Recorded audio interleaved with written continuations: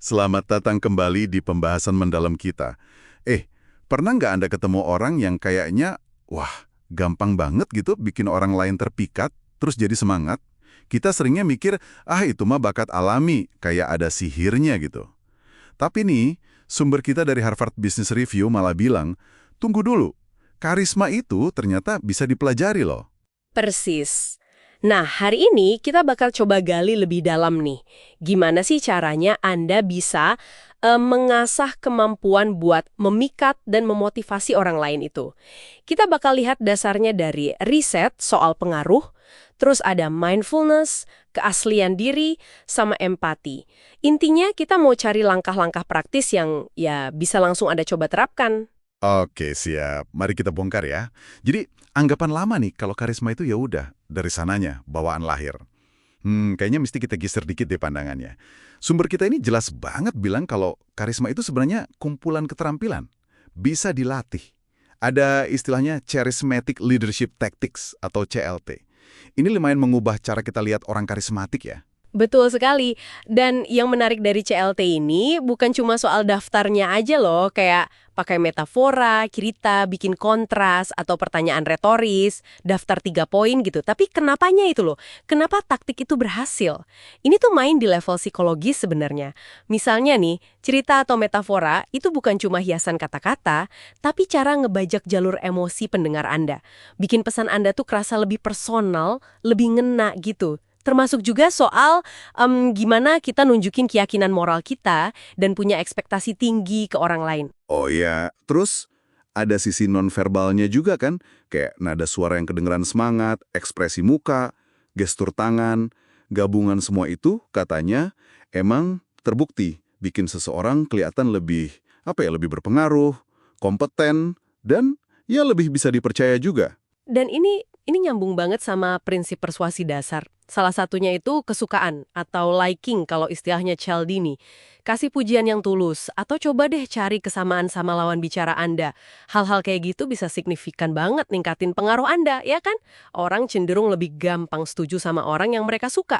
Nah, CLT ini seringkali bantu bangun rasa suka itu secara nggak langsung. Oke. Jadi kita bisa nih kelihatan lebih karismatik pakai taktik-taktik tadi. Tapi gimana caranya biar karisma ini bener-bener ngefek? Bikin orang termotivasi gitu. Sumber kita ini ngarahnya ke koneksi emosional. Katanya nunjukin compassion, welas asih gitu. Apalagi pas ngerespon kesalahan tim misalnya. Itu katanya jauh lebih efektif buat jangka panjang dibanding cuma, ya main keras aja. Ini lebih ke bangun loyalitas, bukan sekedar bikin orang takut. Fondasinya ya, empati. Dan empati ini ada dua sisi penting. Ada empati kognitif, itu kayak kita bisa ngerti kenapa orang lain ngerasa gitu. Oh, saya paham sudut pandangmu. Terus ada empati emosional, nah ini lebih ke saya ikut merasakan apa yang kamu rasakan. Keduanya ini, wah penting banget. Dan ini nyambungnya ke jadi pendengar yang hebat. Bukan cuma dia menunggu giliran ngomong ya, tapi kayak trampolin gitu, memantulkan idenya, nguatin, bantu jernihin apa yang orang lain coba sampaikan. Kalau kita dengerin orang kayak gitu, mereka pasti ngerasa dihargai dan beneran dipahami. Soal pendengar hebat itu. Selain bangun koneksi lewat empati, sumber kita juga ada nyebutin cara lain nih. Mungkin kedengarannya sepele, tapi dampaknya katanya gede buat motivasi. Konsep small wins. Kemenangan-kemenangan kecil gitu. Ternyata, ngasih pengakuan atau dukungan buat kemajuan-kemajuan kecil dalam kerjaan sehari-hari itu bisa jadi booster semangat yang luar biasa loh. Jadi, fokus ke progresnya. Sekecil apapun itu, bisa jadi kunci ya. Satu lagi nih soal koneksi. Kekuatan dari vulnerability, kerentanan yang otentik. Ini bukan berarti kita umbar-umbar kelemahan ya, tapi lebih ke berani tampil apa adanya. Ngaku kalau nggak tahu atau pernah salah. Itu justru bisa bangun trust, kepercayaan. Tapi ya, ini ada seninya juga. Mesti pintar baca konteks. Kapan, ke siapa kita nunjukinnya biar efektif. Jangan sampai malah jadi bumerang atau bikin kita kelihatan nggak kompeten. Perlu awareness. Wah, semua taktik sama koreksi ini kedengarannya butuh fondasi mental yang kuat juga ya. Iya. Maksudnya dari dalam diri kita sendiri. Ih. Nah, disinilah peran mindfulness atau kesadaran penuh itu masuk kayaknya. Risetnya bilang, mindfulness itu nggak cuma bikin kita lebih tenang, tapi secara harfiah bisa ngubah cara kerja otak. Bikin kita lebih hadir pas interaksi, nggak gampang ngejudge orang, dan ujung-ujungnya bisa bikin lebih karismatik. Iya, betul. Menariknya lagi, mindfulness ini juga kayak ngelatih otot resiliensi di otak kita. Kemampuan buat bangkit lagi dari stres harian, atau bahkan dari kemunduran yang lebih besar. Sama kayak karisma, resiliensi ini ternyata juga bisa dilatih loh. Ini soal gimana kita cari makna pas lagi sulit. Gimana kita tetap pegang nilai-nilai kita. Jadi bukan berarti kita nggak bakal stres ya, tapi gimana kita merespon stres itu. Kesadaran diri juga disebut terus ya. Jadi, ingat cerita David Pottruck di salah satu sumber kita. Coba deh Anda bayangin di posisi dia.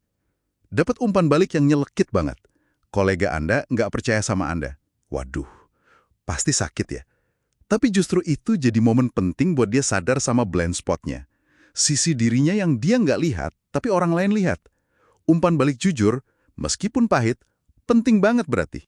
Nah, dan ada satu peringatan penting juga nih dari riset soal paradoks kekuasaan. Ternyata, semakin orang merasa punya kuasa, kecenderungan alami buat berempati itu bisa menurun loh. Agak ngeri ya, mungkin jadi kurang peka sama perasaan orang atau sudut pandang orang lain. Contoh gampangnya, manajer baru naik pangkat, jadi jarang dengerin curhatan timnya.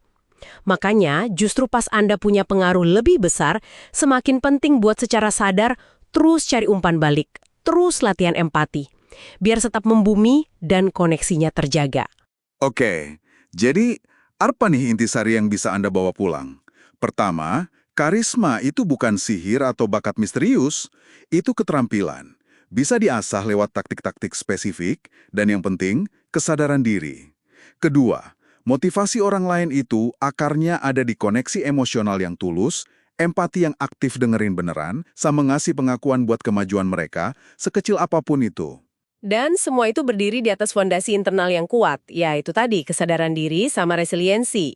Ini bukan soal jadi diri sendiri secara kaku ya, tapi lebih kayak perjalanan buat terus belajar, adaptasi, dan ya bertumbuh. Nah, ini ninggalin satu pertanyaan menarik buat Anda renungkan lebih lanjut nih. Mengingat kita perlu adaptasi sama situasi, tapi di sisi lain, kita juga pengen tetap terasa asli, otentik gitu. Gimana caranya ya? Anda bisa secara sadar mempraktekkan keterampilan karisma ini tanpa merasa diri Anda palsu atau kayak lagi pakai topeng. Sesuatu untuk Anda pikirkan ya. Sampai jumpa di pembahasan mendalam kita berikutnya.